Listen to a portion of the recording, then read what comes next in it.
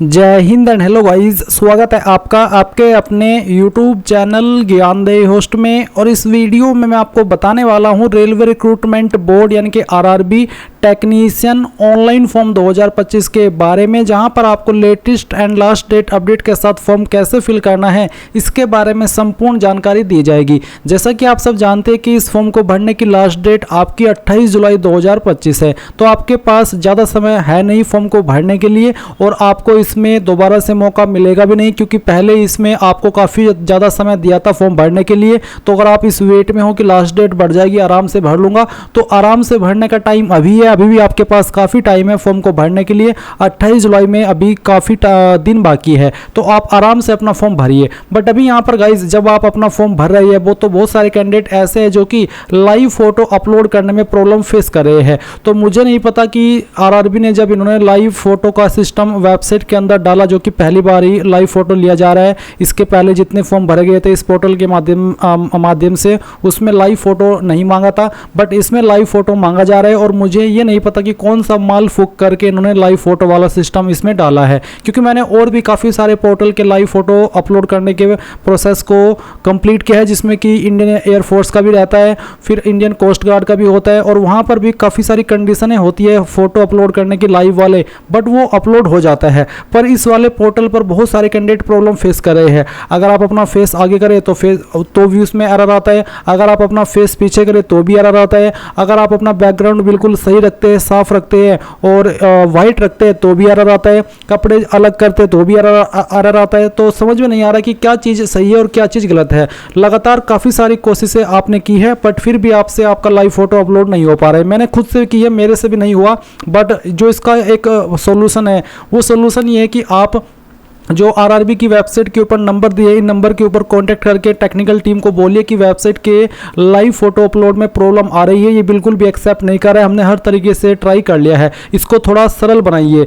मैं ये नहीं कह रहा हूँ कि बिल्कुल प्रोसेस हटा दीजिए, थोड़ा सरल बनाइए ताकि जो कैंडिडेट हैं वो अपना फोटो अपलोड कर पाए दिए गए कंडीशन को ध्यान में रखते हुए। क्योंकि बहुत सारे कैंडिडेट ऐसे हैं कि वो जो कंडीशन वहाँ पर बोली गई उन कंडीशन को फॉलो भी कर रहे हैं, बट फिर भी उनका लाइव फोटो एक्सेप्ट नहीं हो रहा है। और गाइज इस ईमेल के ऊपर ईमेल भी कीजिए और उनको लिखिए कि सर फोटो अपलोड नहीं हो रहा है, उसमें बहुत सारी प्रॉब्लम आ रही है, ताकि वो इसको सुधारे और आपके फोटो फिर स्मूथली अपलोड हो जाए। अभी के लिए अगर आप अपना लाइव फोटो अपलोड करने की कोशिश कर रहे हैं तो गाइज आपको क्या करना है, आपको अपने जो कपड़े हैं वो भी आपको एक कलर के पहनने, उस रंग बिरंगे नहीं होने चाहिए। अगर रंग बिरंगे होंगे तो भी इसमें इशू आ रहा है। मुझे जो फीडबैक मिला है उसके आधार पर मैं चीज़ें आपसे डिस्कस कर रहा हूँ, आपको बता रहा हूँ। और गाइज अपने फोटो का जो बैकग्राउंड है वो आपको व्हाइट रखना है, बिल्कुल व्हाइट। किसी से पकड़वा लीजिएगा पीछे व्हाइट पर्दा, या फिर कोई एक ऐसा कलर जो कि उसमें एक ही कलर हो, और उसके बाद ट्राई कीजिएगा। आई होप आपका फोटो अपलोड हो जाए। और रात में ट्राई कीजिएगा 1 बजे 2 बजे, क्योंकि उस वक्त वेबसाइट का सर्वर स्मूथली काम करेगा। वेबसाइट पर इतनी संख्या में कैंडिडेट नहीं होंगे, तो आपका सभी चीज़ें अच्छे तरीके से हो पाएगी। अभी मैं आपको यहाँ पर इस वीडियो में शुरू से लेकर आखिर तक बताने वाला हूँ कि कैसे आपको फॉर्म को फिल करना है। बहुत सारे कैंडिडेट ऐसे जो कास्ट सर्टिफिकेट के बारे में पूछ रहे थे, तो कास्ट सर्टिफिकेट का मैं आपको बता दूं कि आपका कास्ट सर्टिफिकेट एक साल से ज़्यादा ओल्ड नहीं होना चाहिए। अब यहाँ पर गाइज अप्लाई करने के लिए क्या करना होगा, जो लिंक वीडियो के डिस्क्रिप्शन में मैंने दिया है आप ओपन करेंगे, आपको जानने को मिलेगा कि 6238 पोस्ट निकाली गई है। और फॉर्म जैसे कि मैंने बताया था कि 28 जुलाई 2025 तक आप भर पाएंगे। फिर आप देख सकते हैं टेक्नीशियन ग्रेड फर्स्ट के लिए कितनी वैकेंसी है और ग्रेड 3 के लिए कितनी वैकेंसी है। ये सभी इन्फॉर्मेशन चेक करने के बाद आप यहाँ पर इंपॉर्टेंट लिंक्स के सेक्शन में आएंगे और अप्लाई ऑनलाइन लिंक ओपन करेंगे। नाउ गाइज आपके सामने आरआरबी की ऑफिशियल वेबसाइट आ जाएगी, जो कि आप वीडियो में देख सकते हैं। अब मैं फिर से आपको यहाँ पर ये चीज़ बताना चाहूँगा कि गाइज अगर आपने इस वेबसाइट का इस्तेमाल करके 2024 के अंदर चाहे आरआरबी टेक्नीशियन का फॉर्म भरा हो या फिर कोई अन्य फॉर्म भरा हो, जैसे कि आपका आरपीएफ कांस्टेबल, एसआई, या फिर आपकी जो अन्य जितनी भी वैकेंसी निकली है 2024 के अंदर रेलवे से जुड़ी हुई, जिसके फॉर्म इस वेबसाइट से भरे गए हैं, अगर आपने उनमें से कोई भी फॉर्म भरा है तो आप इसमें पहले से रजिस्टर्ड है, आपको दोबारा से अकाउंट क्रिएट करने की आवश्यकता नहीं है और वो आपका अकाउंट क्रिएट होगा भी नहीं। आपको बोला जाएगा कि आप पुरानी इन्फॉर्मेशन का इस्तेमाल करके लॉगिन कीजिए और अपना फॉर्म डायरेक्टली भर लीजिए। तो गाइज आपको इसमें दोबारा रजिस्टर नहीं करना है, आपको डायरेक्टली यहाँ पर लॉगिन के सेक्शन पर आना है और इनमें से किसी भी एक माध्यम का इस्तेमाल करके लॉगिन होना है। पहला ऑप्शन है लॉगिन विद आधार, जिसमें कि अगर आप लॉगिन विद आधार का ऑप्शन सेलेक्ट करेंगे तो आपको वो फ़ोन नंबर डालना है जो कि आपने रजिस्टर किया था।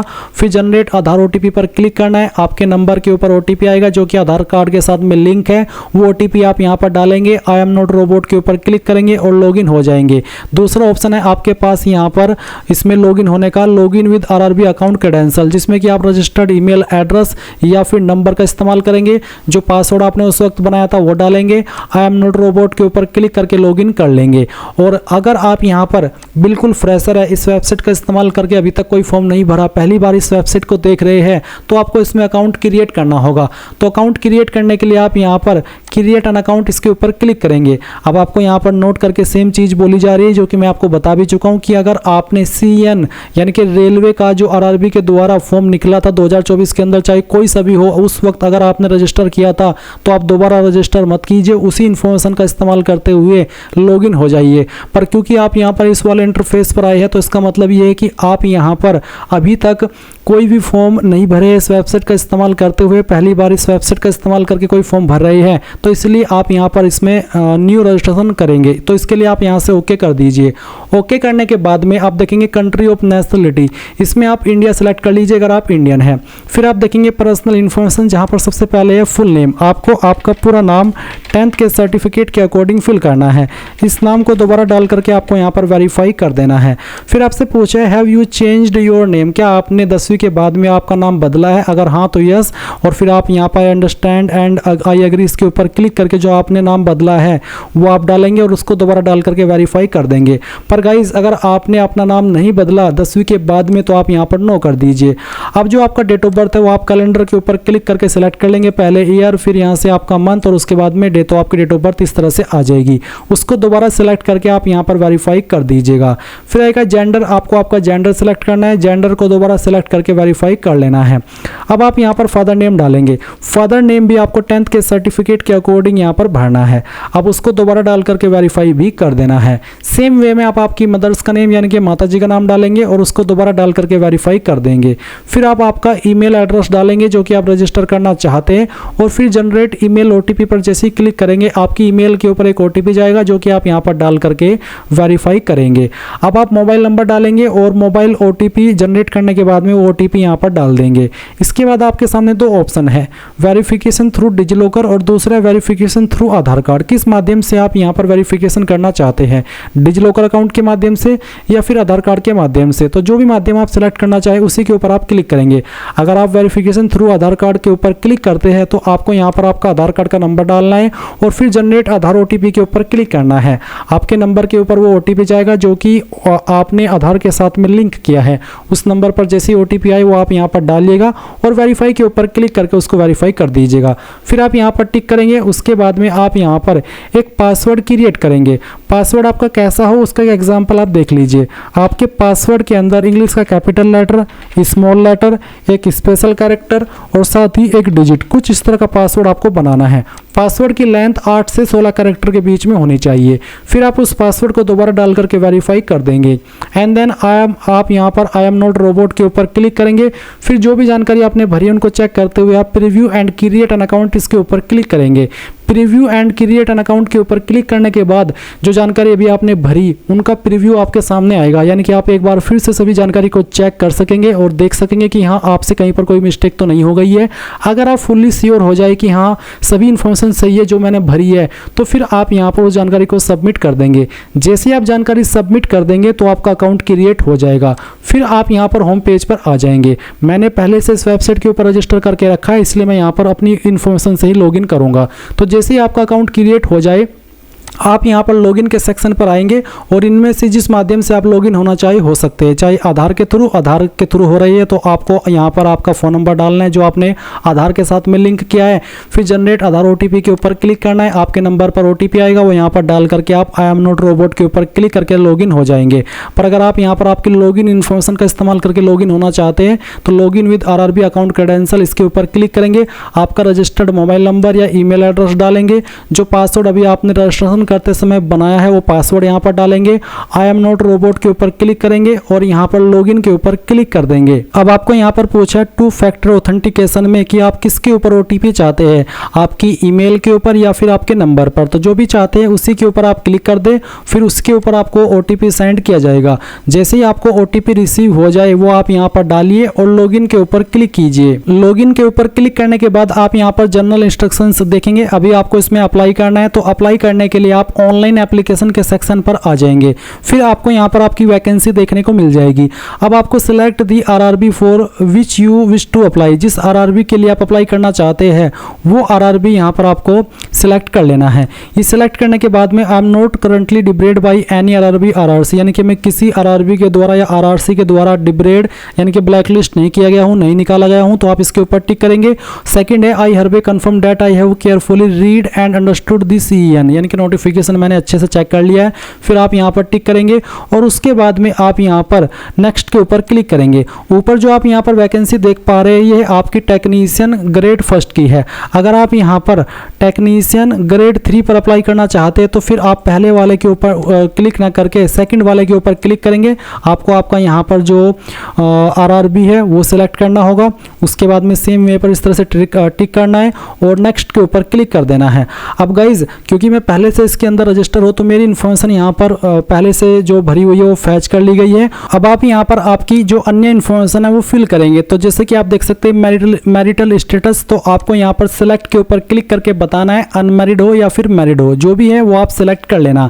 फिर आपका जो रिलीजन है वो रिलीजन आप यहाँ पर सिलेक्ट कर लेंगे। उसके बाद में एक सवाल आता है कि do you wish to avail fee exemption. अब ये सवाल क्या है और इसका क्या फ़ायदा होता है और क्या नुकसान होता है ये मैं आपको अच्छे से एक्सप्लेन कर देता हूँ। तो बेसिकली गाइज जैसा कि आप सब जानते हैं और अगर आपको नहीं पता तो बता देता हूँ कि SC ST को जो यहाँ पर फीस पे करनी है या फिर ऑल कैटेगरी फीमेल को जो फीस पे करनी है वो 250 रुपये फीस पे करनी है और जनरल OBC EWS को 500 रुपये फीस पे करनी है। जहाँ पर CBT फर्स्ट हो जाने के बाद में आपको जनरल OBC EWS को 400 रुपये फीस रिफंड होती है। SC ST एक्स सर्विसमैन और जो फीमेल कैंडिडेट है ऑल कैटेगरी को इनको यहाँ पर पूरी की पूरी फीस रिफंड कर दी जाती है। तो ये उसी से जुड़ा हुआ सवाल है कि क्या आप चाहते हैं कि वो जो फी एग्जाम्शन है यानी कि जो बाद में आपको CBT फर्स्ट होने पर 250 रुपये इन कैटेगरी को और जनरल OBC को EWS को 400 रुपये फीस रिफंड होते हैं, क्या वो आपको चाहिए बाद में रिफंड? अगर आप यहाँ पर यस करेंगे तो ही आप यहाँ पर आगे चल करके अपनी फ़ीस के लिए क्लेम कर सकते हैं कि हाँ मैं अपनी फ़ीस क्लेम कर रहा हूँ। जब आपको बाद में बोला जाए आपको लिंक दिया जाता है कि आप अपनी फ़ीस क्लेम कर लीजिए, आपको फ़ीस रिफंड कर दी जाती है। तो अगर आप इस ऑप्शन में यस करते हैं तभी आप यहाँ पर उस फीस को CBT फर्स्ट हो जाने के बाद में क्लेम कर पाएंगे। अगर आपने यहाँ पर नो कर दिया कि मैं अपना फी एग्जाम्शन नहीं चाहता, जो फीस अभी मैं पे करूँगा वो फीस आप रख लीजिए, मुझे नहीं चाहिए CBT फर्स्ट होने के बाद भी, तो फिर आपको वो फीस नहीं मिलेगी। तो अगर आप चाहते कि मुझे फीस मेरी बाद में रिफंड हो जाए, जो यहाँ पर रिफंड का प्रोसेस है, तो आप इसमें यस कर दीजिएगा। इसके बाद I understand and I agree आपको बोला भी है कि you have claimed waiver of examination fee, you will be required to furnish an affidavit on non judicial stamp paper mentioning your minority community at the time of document verification. यानी कि जब आपका document verification होगा उस वक्त आपको आपकी जो सर्टिफिकेट से जुड़ी हुई जानकारी है वो देनी होगी। तो चलिए हम यहाँ पर इसमें यस कर देते हैं। अब आप देखेंगे choice of language for examination, वो चॉइस लैंग्वेज जो कि आप एग्ज़ाम देना चाहते हैं, यानी कि जिस लैंग्वेज में आपको एग्ज़ाम देना है वो लैंग्वेज आप सेलेक्ट कर ले। जो लैंग्वेज आप यहाँ पर सेलेक्ट कर लेंगे फिर इसी लैंग्वेज में आपको आपका एग्ज़ाम देना होगा। Permanent visible mark of identification first, आपकी बॉडी के ऊपर वो निशान जिससे आपकी बॉडी की पहचान होती है। ये निशान आपकी बॉडी के ऊपर कहीं पर भी हो सकता है, चाहे जलने का हो, चाहे कटने का हो या बर्थ मार्क हो, आप यहाँ पर लिख दीजिए। फिर सेकंड मार्क, अगर सेकंड मार्क भी है तो आप यहाँ पर उस सेकंड मार्क के बारे में भी लिख दीजिए। तो जो जहाँ पर भी है वो आप यहाँ पर लिख दीजिएगा। मैं यहाँ पर डेमो के लिए लिख करके दिखा रहा हूँ, इस तरह से आप यहाँ पर लिख दीजिएगा। फिर आप देखेंगे कम्युनिटी, तो आपकी कास्ट कैटेगरी कौन सी है, जनरल है, एससी एसटी है, ओबीसी है, फिर ईडब्ल्यूएस, तो जो भी है वो आप सिलेक्ट कर लीजिए। जैसे कि डेमो के लिए मैं यहाँ पर ये पहले एसटी कैटेगरी आपको सिलेक्ट करके दिखाता हूँ। और अगर आप यहाँ पर एसटी है या एससी है या ओबीसी है तो आप अगर सेंट्रल के हैं तो ही आप सिलेक्ट करेंगे, क्योंकि यहाँ पर गाइज आपको सेंट्रल का जो सर्टिफिकेट है कास्ट का वो प्रोड्यूस करना होगा, और साथ ही साथ अपलोड भी आपको करने के लिए आगे चल करके बोला जा सकता है। तो अभी आप यहाँ पर देखेंगे नेम ऑफ द ट्राइब, आपने पहले तो आपकी कम्युनिटी सेलेक्ट करनी, अब आपको आपकी ट्राइब भी यहाँ पर लिखनी है। फिर आपका कम्युनिटी सर्टिफिकेट नंबर क्या है, आपको आपका कास्ट सर्टिफिकेट चेक करना है, उस पर आपको कम्युनिटी सर्टिफिकेट नंबर देखने को मिल जाएगा, वो नंबर आप यहाँ पर डाल दीजिएगा। फिर कम्युनिटी सर्टिफिकेट इश्यूइंग अथॉरिटी में से कौन सी अथॉरिटी के द्वारा आपका सर्टिफिकेट जारी हुआ है। ये सर्टिफिकेट जनरली तहसीलदार, नायब तहसीलदार, मजिस्ट्रेट, सीओ, इन पोस्ट के अधिकारी द्वारा जारी होता है। तो इनमें से जिस भी पोस्ट के अधिकारी ने इसको जारी किया है वो आप यहाँ पर सिलेक्ट कर लीजिएगा। तो आपको आपका सर्टिफिकेट चेक करना है, उसके ऊपर ये चीज़ें आपको देखने को मिल जाएगी। अब इसके बाद आप देखेंगे इश्यूइंग स्टेट, तो कौन सी स्टेट के द्वारा जारी हुआ है वो स्टेट आप सेलेक्ट कर लेंगे, किस डेट में जारी हुआ है वो डेट भी आपको सेलेक्ट करनी होगी। और फिर यहाँ पर do you wish to avail free rail travel pass for the exam, जो एससी एसटी को फ्री रेल ट्रेवल पास मिलता है, क्या आप वो लेना चाहते हैं। अगर आप एससी एसटी है और आप लेना चाहते तो आप यस करेंगे, अगर आप नहीं लेना चाहते तो आप यहाँ पर नो भी कर सकते हैं। फिर अगर आप ले रहे हैं तो आपको यस करने के बाद में आपका जो नज़दीकी रेलवे स्टेशन है वो आपको यहाँ पर लिखना होगा, उसका नाम बताना होगा। साथ ही साथ आप यहाँ पर जो आपका वैलिड कास्ट सर्टिफिकेट है वो अपलोड करेंगे, जिसका फॉर्मेट पीडीएफ का है और साइज 400 KB से कम रहना चाहिए। अब अगर आपका ये जो कास्ट सर्टिफिकेट है ये इमेज के फॉर्मेट में है, फोटो के फॉर्मेट में, तो आप इसको पीडीएफ में कैसे बनाएंगे वो जान लीजिए। आप गूगल के अंदर आइएगा और सर्च कीजिएगा इमेज टू पीडीएफ, ये जो पहले वाली वेबसाइट आएगी आई लव पीडीएफ, ये आपको ओपन करनी है। फिर सिलेक्ट जेपीजी इमेजेस के ऊपर क्लिक करना है, और जहाँ पर भी आपका वो कास्ट सर्टिफिकेट है जो आप इसमें अपलोड करेंगे वो फाइल आप सिलेक्ट कर लेंगे। कन्वर्ट टू पीडीएफ के ऊपर क्लिक करेंगे, ये फाइल आपकी पीडीएफ के अंदर कन्वर्ट होगी। डाउनलोड पीडीएफ के ऊपर क्लिक करेंगे, उसके बाद में जो फाइल है वो पीडीएफ के अंदर कन्वर्ट हो जाएगी। देन आप अपलोड डॉक्यूमेंट के ऊपर क्लिक करेंगे और यहाँ पर उस फाइल को सिलेक्ट करके सेव कर देंगे। अभी आप यहाँ पर देख सकते हैं डॉक्यूमेंट अपलोडेड सक्सेसफुली, यानी कि डॉक्यूमेंट अपलोड हो चुका है। अब आप यहाँ पर आपकी बाकी की इन्फॉर्मेशन फिल करेंगे। आप यहाँ पर देख सकते हैं पोस्टल एड्रेस डिटेल, तो आपको यहाँ पर जो आपका प्रेजेंट एड्रेस है वो भरना होगा। पहले आप आपकी स्टेट सेलेक्ट कर लेंगे, फिर आपकी डिस्ट्रिक्ट, उसके बाद में जो आपका एड्रेस है वो एड्रेस आपको भरना होगा। फिर आपका प्रेजेंट नियरेस्ट सिटी या फिर मेजर टाउन, यानी कि मुख्य सिटी कौन सी है वो आपको लिखनी है। आपका पिन कोड यहाँ पर डाल देना है। अब अगर आपका प्रेजेंट एड्रेस और परमानेंट एड्रेस सेम है तो आप यहाँ पर tick if permanent address is same as present address, इसको टिक कर देंगे। अगर टिक करने पर आपको परमानेंट एड्रेस भरने की आवश्यकता नहीं पड़ेगी, और अगर आपका प्रेजेंट और परमानेंट एड्रेस अलग अलग है तो आप अनटिक करके अलग से अपना इस तरह परमानेंट एड्रेस भर दीजिएगा। फिर आप सेव के ऊपर क्लिक करेंगे एंड देन नेक्स्ट कर देंगे। अब आपके सामने यहाँ पर अदर डिटेल आएगी, जहाँ पर आप देख सकते हैं एक्स सर्विसमैन डिटेल, जहाँ पर पूछे कि क्या आप एक्स सर्विसमैन है, अगर हाँ तो यस, नहीं तो आप नो करेंगे। फिर पूछे कि क्या आप विकलांग है, अगर हाँ तो यस, नहीं तो आपको यहाँ पर नो कर देना है। इकोनॉमिकली बैकवर्ड क्लास यानी कि ईबीसी कैंडिडेट अगर आप है तो आपको यहाँ पर बताना होगा कि मैं ईबीसी से हूँ और मैं उसके लिए फी कंसेशन चाहता हूँ। Are you eligible to avail fee concession under EBC, अगर हाँ तो यस, नहीं तो आप नो करेंगे। फिर details of serving railway applicant, तो आपको यहाँ पर बताना है are you an employee of Indian railway, Indian railway के अगर आप एम्प्लॉय है तो आप यहाँ पर यस करेंगे, नहीं तो आपको नो करना है। फिर आपको name of the current department organisation, अगर आप यहाँ पर कोई डिपार्टमेंट के अंदर करंटली काम कर रहे हैं जैसे कि सेंट्रल गवर्नमेंट, स्टेट गवर्नमेंट या फिर पब्लिक सेक्टर अंडरटेकिंग, तो आप सिलेक्ट कर ले, नहीं तो आप नॉट एप्लीकेबल सिलेक्ट कर लेंगे। इसके बाद में आप यहाँ पर देखेंगे are you a course completed act apprentice, अगर आपने एक्ट अप्रेंटिस का कोर्स कंप्लीट किया हुआ है तो आप यहाँ पर यस करिएगा। यस करने के बाद में आप यहाँ पर नेम ऑफ द ट्रेड के अंदर बताएंगे कि कौन से ट्रेड के अंदर आपने एक्ट अप्रेंटिस की है। फिर आपने कब ट्रेनिंग ज्वाइन की थी वो डेट आप सिलेक्ट कर लेंगे, कब तक आपने आपकी ट्रेनिंग की थी वो डेट सेलेक्ट करेंगे। और इज योर रिजल्ट डिक्लेयर्ड, क्या आपका रिजल्ट डिक्लेयर्ड हो चुका है, अगर हाँ तो यस, नहीं तो आप यहाँ पर नो करेंगे। यस करने पर आपको सर्टिफिकेट नंबर भी देना होगा और सर्टिफिकेट डेट यानी कि किस डेट में जारी हुआ है वो डेट भी आपको बतानी होगी। अगर नहीं हुआ है डिक्लेयर तो आप नो करेंगे, और नो करने के बाद में when is your last examination date, आपकी लास्ट एग्जामिनेशन डेट क्या थी वो डेट आप सिलेक्ट कर लेंगे। इसके बाद में आप देखेंगे bank details for refund of fee, यानी कि आपकी जो फीस रिफंड होगी वो किस बैंक अकाउंट में आप चाहते हैं उसकी डिटेल डिटेल्स आपको देनी है। Refund of fee account holder name, किस अकाउंट में आप फीस चाहते हैं और किसके नाम पर वो बैंक अकाउंट है उस नाम को आपको लिखना होगा। फिर बैंक अकाउंट का नंबर देना है, उसको दोबारा डाल देना है। उसके बाद आप यहाँ पर refund of fee bank IFSC code, यानी कि आपको आपके बैंक अकाउंट का जो IFSC कोड है वो देना होगा। और बेसिकली ये IFSC कोड आपको आपकी बैंक की पासबुक और चेकबुक के ऊपर मिल जाएगा, वहाँ से आपको उसको नोट करके डालना है और कन्फर्म के ऊपर क्लिक करना है। जैसे ही कन्फर्म करेंगे तो बैंक का नाम और बैंक का एड्रेस ऑटोमेटिकली फैच कर ले जाएगा। इसके बाद आप यहाँ पर इसको सेव करेंगे और नेक्स्ट के ऊपर क्लिक कर देंगे। अब आपके सामने यहाँ पर क्वालिफिकेशन की जानकारी आ चुकी है। तो जैसे कि मैंने बताया कि मेरा पहले से अकाउंट बना हुआ है, तो 10वीं की इन्फॉर्मेशन यहाँ पर पहले से भरी हुई है। मैं पहले इसी को एडिट करके आपको दिखाता हूँ, क्योंकि अगर आप फ्रेशर है और पहली बार इस फॉर्म को भर रहे हैं तो आपको 10वीं की इन्फॉर्मेशन भी सबसे पहले ऐड करनी होगी, जिसमें कि आप मैट्रिकुलेशन सेलेक्ट करेंगे, फिर बताएंगे कौन सी स्टेट से आपने 10वीं की है, किस डिस्ट्रिक्ट से की है, किस बोर्ड से की है उसका नाम आपको लिखना होगा, किस डेट में पास कर ली थी वो डेट आपको सेलेक्ट करनी होगी, आपका 10वीं का रोल नंबर आपको यहाँ पर मेंशन करना होगा।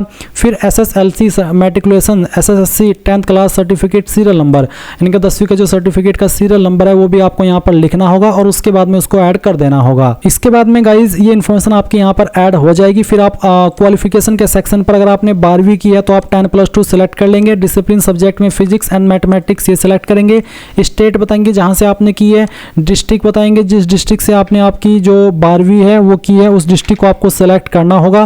फिर आपको आपके बोर्ड का नाम यहां पर एंटर करना है, जिस बोर्ड से आपने आपकी 12वीं की है, किस साल के अंदर आपने पास कर ली वो साल भी आपको यहां पर सेलेक्ट करना है, इस तरह से जैसे कि मैं आपको सेलेक्ट करके दिखा रहा हूं। फिर आपको आपकी 12वीं की परसेंटेज डाल देनी है और उसके बाद में ऐड के ऊपर क्लिक करना है, तो आपकी 12वीं की इन्फॉर्मेशन यहाँ पर ऐड हो जाएगी। अब आप देखेंगे ITI का ऑप्शन है और NAC का, तो अगर आपने ITI किया तो आप ITI सेलेक्ट कर लेंगे। फिर अपना ट्रेड बताएंगे, उसके बाद में स्टेट बताएंगे जहां से आपने ITI की है, डिस्ट्रिक्ट आपको यहां पर सेलेक्ट कर लेनी है जहां से आपने आपकी ITI की है, और कौन सी इंस्टीट्यूट से आपने की है उसका नाम भी आपको यहां पर लिख देना होगा। किस साल के अंदर आपने पास कर ली थी आपकी ITI वो आपको सेलेक्ट कर लेना है। फिर ईयर, और उसके बाद में आप देखेंगे सर्टिफिकेट इश्यूड बाई, किसके द्वारा सर्टिफिकेट जारी हुआ है, NCVT या फिर SCVT, जिसके द्वारा भी वही आप सेलेक्ट करेंगे। सर्टिफिकेट टाइप क्या है, नेशनल ट्रेड सर्टिफिकेट है यानी कि NTC, या फिर स्टेट ट्रेड सर्टिफिकेट यानी कि STC, जो भी है वही आप सेलेक्ट कर लेना और ऐड के ऊपर क्लिक करके इसको ऐड कर देना। अगर आपने NAC यानी कि नेशनल अप्रेंटिसशिप सर्टिफिकेट प्राप्त किया है तो आप इसको सेलेक्ट करेंगे, NAC को। ट्रेड सेलेक्ट करेंगे कि किस ट्रेड के अंदर किया है, स्टेट सेलेक्ट करेंगे जिस स्टेट से किया है, डिस्ट्रिक्ट सेलेक्ट करेंगे जिस डिस्ट्रिक्ट से किया है, और उसके बाद में यहाँ पर आपका इंस्टीट्यूट का नाम भी देंगे जहाँ से आपने इसको प्राप्त किया है। मैं सभी इन्फॉर्मेशन आपको भर करके दिखा रहा हूँ। और उसके बाद में किस साल के अंदर आपने पास कर लिया था वो साल भी आपको यहाँ पर सेलेक्ट कर लेना है। उसके बाद आप यहाँ पर सर्टिफिकेट नंबर डालेंगे, सर्टिफिकेट NCVT के द्वारा जारी हुआ है तो NCVT सेलेक्ट कर लेंगे। सर्टिफिकेट टाइप आपका नेशनल अप्रेंटिसशिप सर्टिफिकेट है तो आप इसको सेलेक्ट करेंगे एंड देन ऐड के ऊपर क्लिक कर देंगे। तो मैंने यहाँ पर सभी इन्फॉर्मेशन आपको फिल करके दिखा दी है, और ये सभी इन्फॉर्मेशन फिल करने के बाद में आप यहाँ पर ऐड करने के बाद देखेंगे नीचे नेक्स्ट का ऑप्शन है, इसके ऊपर क्लिक करेंगे। फिर गाइज आपको यहाँ पर इस सेक्शन में आना है और आपका फोटो भी अपलोड करना है। इस बार आप यहाँ पर आपका लाइव फोटो अपलोड कर रहे हैं तो आपको इसमें आपका कैमरा अलाउ कर देना है। तो चलिए मैं यहाँ पर कैमरा अलाउ कर देता हूँ, आपका कैमरा ऑन हो जाएगा। आपको यहाँ पर सैंपल भी दिए कि किस तरह का फोटो एक्सेप्ट होगा और किस तरह का रिजेक्ट होगा, आप देख लीजिए सैंपल आपके सामने है।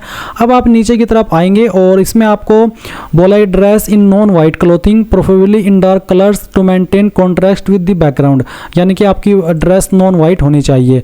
अब आप यहाँ पर कैप्चर लाइव इमेज इसके ऊपर क्लिक करेंगे। गाइज लाइव फोटो अपलोड करने के बाद में आपको आपका सिग्नेचर अपलोड करना होगा। और गाइज लाइव फोटो कैप्चर करने में काफ़ी ज़्यादा इशू आ रहा है, मैं कम से कम 50 से 60 बार ट्राई कर चुका हूँ अलग अलग तरीके से, वाइट बैकग्राउंड के साथ में भी और वैसे बैकग्राउंड के साथ में भी, बट मेरा लाइव फोटो अपलोड नहीं हो रहा है। मुझे लगता है कि वेबसाइट का सर्वर इशू है, इन्होंने पता नहीं किस तरह का टट्टी सर्वर बनाया हुआ है जो कि इतना परेशान कर रहा है। अगर मुझे इतना परेशान कर रहा है तो आपको तो पता नहीं कितना परेशान कर रहा होगा। और ऐसा नहीं है कि सिर्फ मैं कंप्यूटर से ट्राई किया हूँ, मैं मोबाइल से भी ट्राई करके देखा हूँ, पर ये मेरे से भी अपलोड नहीं हो पाया है।